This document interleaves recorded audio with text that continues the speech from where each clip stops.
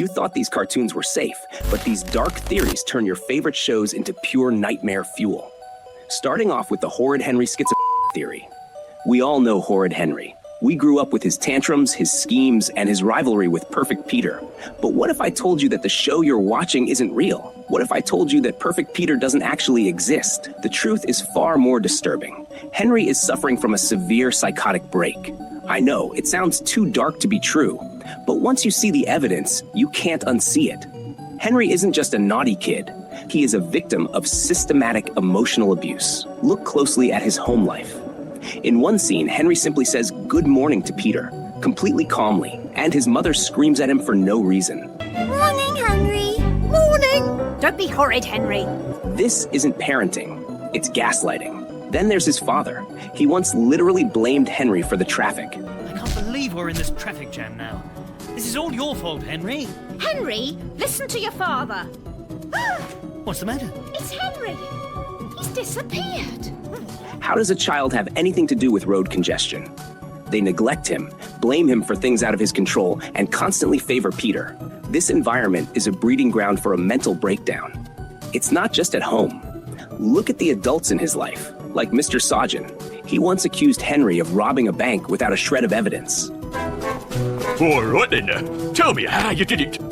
Did what, sir? Mr. Soggington, a word, please. Ah, yes, of course, Miss Oddwood. Indeed he is, Mr. Soggington, but he is not a criminal. Even when Henry was proven innocent, Sajin didn't apologize. He looked annoyed that Henry wasn't a criminal. When every adult in your life treats you like a monster, you eventually start to fracture. Here is where it gets chilling. Psychology suggests that children who are consistently bullied and neglected often create internal escapes. In Fight Club, the narrator creates Tyler Durden, a chaotic version of himself to handle what he can't.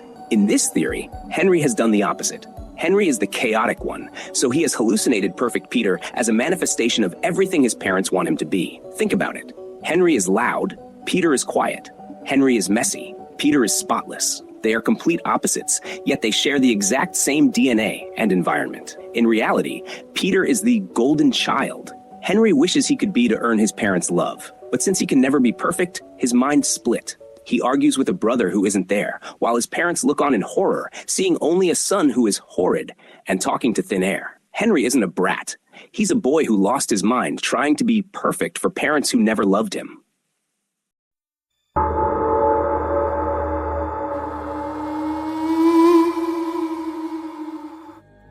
This is one of the darkest SpongeBob theories out there. It suggests that Squidward didn't just live a miserable life, but actually ended it, and everything we see in the show is his personal purgatory.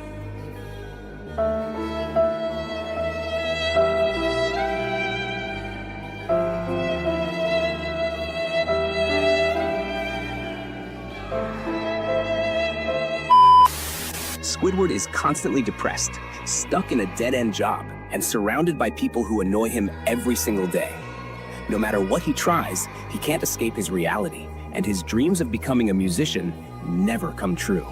This theory claims that one day, Squidward finally had enough and took his own life, leading him to a purgatory where he's forced to live the same miserable existence forever, with SpongeBob as his eternal tormentor. Episodes where Squidward experiences bizarre hallucinations or endless suffering could be interpreted as him facing different layers of punishment in his afterlife. The repetitive nature of his life, his inability to escape Bikini Bottom, and the constant chaos around him could all be elements of his eternal punishment. This theory became more popular with the infamous Squidward creepypasta, a lost episode myth that terrified fans. While the creepypasta is fiction, it added fuel to the theory, making people wonder if Squidward's suffering is more than just a cartoon joke. It's a dark lens to view a children's cartoon through, but it makes sense in a twisted way. Squidward's hopelessness, his constant failures, and his inability to find peace align with many symbolic representations of purgatory. What do you think? Is Squidward stuck in a loop of suffering, paying for his misery in life, with SpongeBob's laughter as his eternal reminder of what he could never be? Welcome to my simulation world. I think this is the most chilling theory of this video. We all watched Dora in our childhood, the explorer girl and a monkey named Boots. But what if I tell you they are in a simulation? It sounds unreal, but there is evidence that suggests the creators of the cartoon may have been subtly hinting that Dora is trapped inside a simulated world. Hear me out. Dora the Explorer. Even the name itself becomes interesting. In Spanish, the word for computer is computadora. And if you notice something strange, the end of that word is Dora. Some people believe this could be a hidden clue connecting her character to technology from the very beginning. And then think back to the original intro. Before the episode even starts, what exactly do they zoom in on? First the house, and then a computer screen. That detail becomes strange once you think about it. If Dora is simply exploring a jungle, why enter her world through a computer interface? Then there's the word explorer. What else uses that name? Internet Explorer, the web browser created by Microsoft. Suddenly, Dora doesn't just sound like someone exploring forests and rivers anymore. The theory suggests she may be connected to the idea of navigating a digital environment instead. Then there is Swiper the Fox. And interestingly, there is also Mozilla Firefox, another web browser. On its own, a fox means absolutely nothing.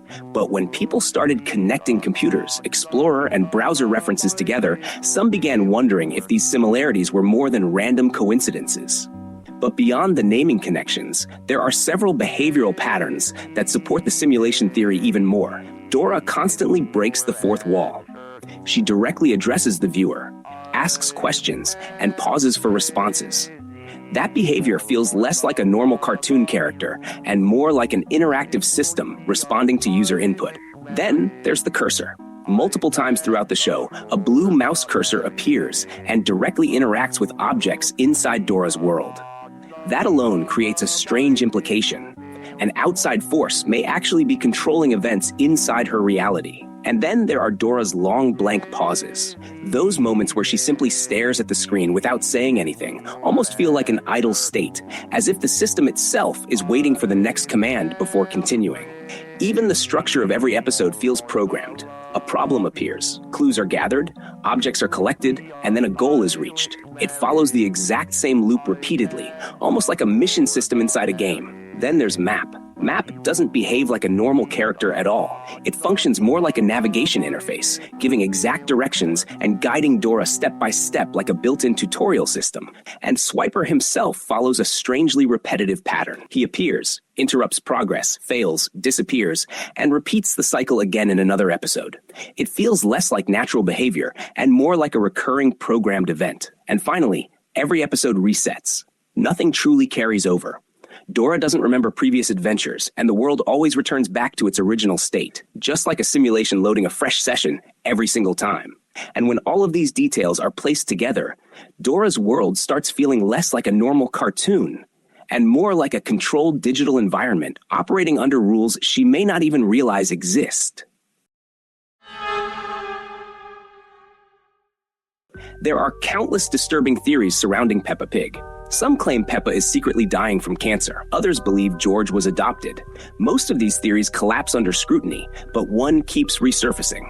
The idea that Madame Gazelle is a vampire. And unlike most cartoon theories, this one doesn't feel completely random. It feels like the show keeps accidentally or deliberately feeding it. The more you observe the details placed throughout the series, the harder it becomes to dismiss. It begins with mirrors. During a Halloween episode, Peppa visits Madame Gazelle's house. In the background, a mirror is clearly visible. Peppa's reflection appears normally, but Madame Gazelle's reflection is missing completely. No distortion, no glitch, just absence. What makes it worse is the timing. The shot lingers long enough for the viewer to notice it, and Madame Gazelle doesn't react at all. Then it happens again in another Halloween scene with Susie Sheep. Once more, a mirror in the background shows everyone except Madame Gazelle. In vampire folklore, this detail matters. The absence of reflection has long been associated with the absence of a soul. Then comes her language. When Susie mentions vampires, Madame Gazelle casually responds that it reminds her of the old country. Hello, Madame Gazelle. I'm a vampire. Ah, a vampire. That brings back memories of the old country. Not home, not childhood. The old country. A phrase that feels older than the world she lives in. The pattern continues in other episodes. In the episode Madame Gazelle's house, Peppa, George, Mummy Pig, and Daddy Pig visit Madame Gazelle at her home. As soon as they walk inside, everyone starts sliding because the entire house is tilted.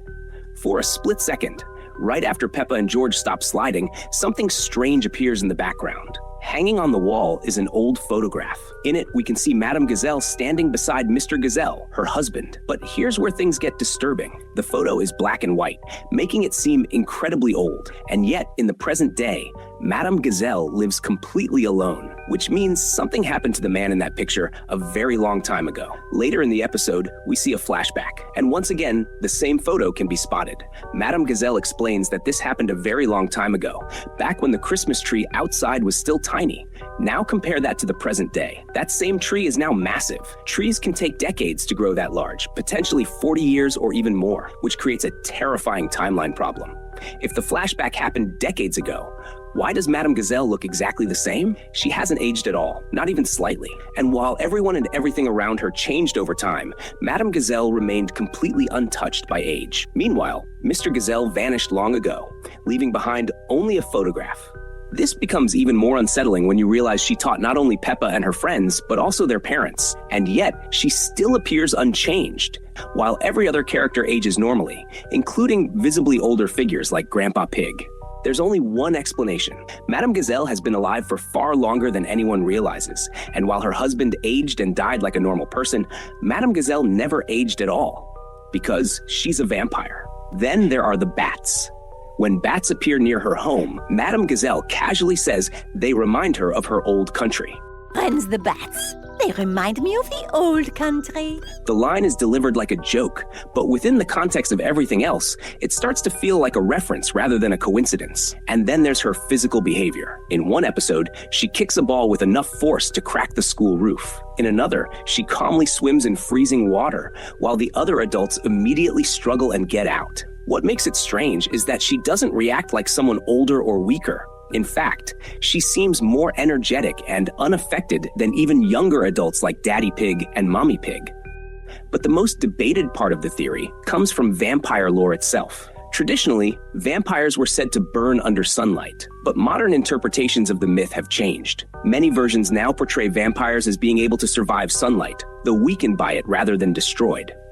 And if you follow that version of the lore, Madame Gazelle becomes even more interesting. She moves freely in daylight. She teaches classes, interacts with children, and behaves completely normally under the sun.